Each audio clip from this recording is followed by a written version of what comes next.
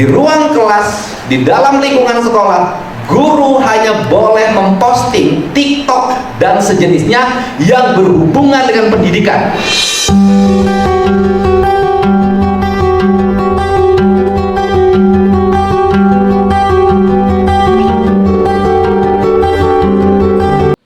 Assalamualaikum warahmatullahi wabarakatuh. Sampurasun. Berjumpa lagi bersama Senja 17 Channel. Ada sebuah gebrakan lagi dari Kang Deddy Mulyadi, Bapak Aing, bahwa guru itu tidak boleh bermain TikTok di kelas yang tidak ada kaitannya dengan mutu dan kualitas pendidikan. Mari kita simak sama-sama videonya. Bismillahirrahmanirrahim. Assalamualaikum warahmatullahi wabarakatuh. Sampurasun. Bapak Ibu yang saya hormati, yang pertama barangkali cara kerja saya itu tidak konseptual seperti Pak Sekda yang dokter.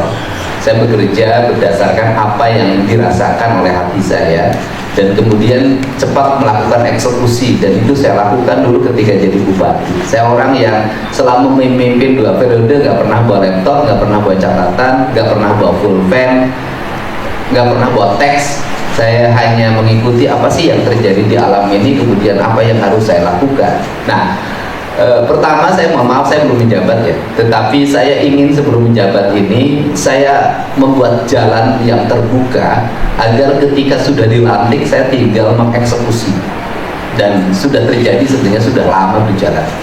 Yang pertama, saya termasuk orang yang tegas, saya orang yang mengikuti ajaran leluhur. Sudah, ajaran leluhur itu ajaran karuhun. Ajaran karuhun itu ajaran apa? Ajaran kemanusiaan, ajaran ketuhanan, ajaran nilai-nilai yang mengajarkan tentang manusia, yang dia harus baik dengan alam, baik dengan sesama manusia. Itu ya. Nah, perspektif ini yang saya pakai untuk membangun apa sih dalam generasi ke depan. Saya ingin membangun satu literasi dalam pikiran orang Indonesia, pikiran orang Jawa Barat, bahwa mereka itu punya leluhur yang punya peradaban.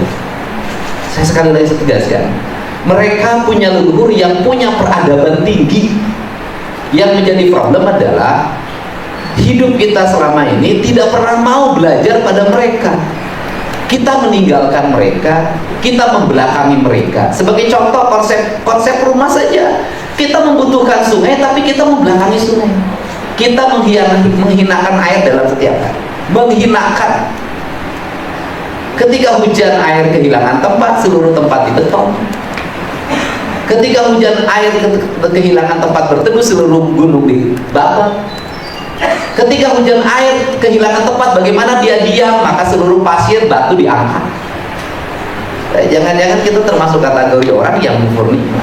Nah, saya ingin membangun kesadaran bahwa beragama itu adalah sikap kita untuk menjunjung tinggi, menghormati alam semesta ini, dan sikap kita untuk menjunjung tinggi kemanusiaan. Itulah sikap beragama. Nah, inilah yang ingin dibangun dalam frame pendidikan Jawa Barat istimewa itu. Maka ke depan frame pendidikan Jawa Barat adalah anak-anak yang naik kelas adalah anak-anak yang punya budi pekerti. Walaupun dia pinter, walaupun dia hebat, tapi tidak punya budi pekerti, dia tidak punya hak untuk naik kelas. Kenapa? Pendidikannya gagal. Nah, karena itu yang menjadi perspektif, maka harus dimulai dari guru. Gurunya bagaimana? Ya mau tidak mau, kalau ingin Jawa Barat istimewa, gurunya harus istimewa. Maka pendidikan yang harus dilakukan oleh Dinas Pendidikan Provinsi Jawa Barat adalah menseleksi guru, membuat format guru yang baik untuk anak-anak kita. Dengan satu catatan penting ke depan, Pak, nanti bisa bikin edaran. Di ruang kelas, di dalam lingkungan sekolah, guru hanya boleh memposting TikTok dan sejenisnya yang berhubungan dengan pendidikan.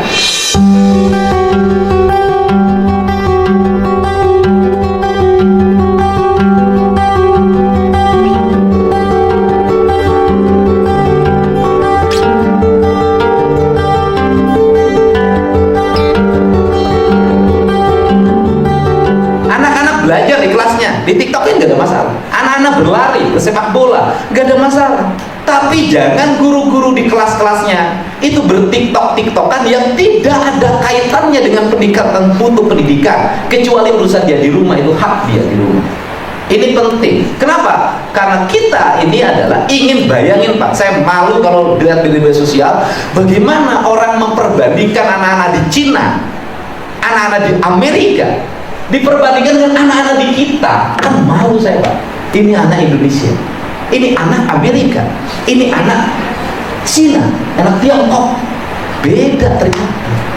Di kita masih sibuk tiktokan di luar, orang lain bikin robot, orang lain bikin kerajinan, orang lain menyusun masa depan. Kita mempersiapkan diri menjadi generasi konsumeris yang suatu saat akan terebut. Saya ngomong nggak main-main Pak. Hari ini tanah kita sudah terebut di pedesaan, sudah mulai bergeser di orang-orang kaya.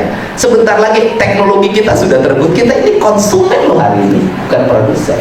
Nah, caranya kita harus saklek pendidikan hari ini Pak. Nggak bisa lagi pendidikan kita dibiarkan seperti hari ini. Sehingga saya tuh prihatin, setiap hari saya selalu keliling ketemu anak-anak muda SMA, pulang sekolah nongkrong di saung, cara buang sampahnya nggak bisa, dia lemparin botol ke sawah, habis itu dia pulang membiarkan seluruh sawah itu rusak. Saya bilang ini sekolah apa ya? Nah ini harus dirubah. Nah karena ini harus dirubah, maka kita harus punya pendekatan lokalitas. Sehingga ketika debat saya katakan pendidikan di Jawa Barat berbasis ekosistem. Makanya saya merumuskan kantor itu berdasarkan ekosistem wilayah. Orang kalau ngerti, makanya saya menyebut kantor gubernur wilayah Sunda Kulon Betawi, kan gitu saya ngomong gitu kan, meliputi Kabupaten Bogor, Kabupaten Cianjur, Kota Bogor, Kota Depok. Itu ini kan wilayah.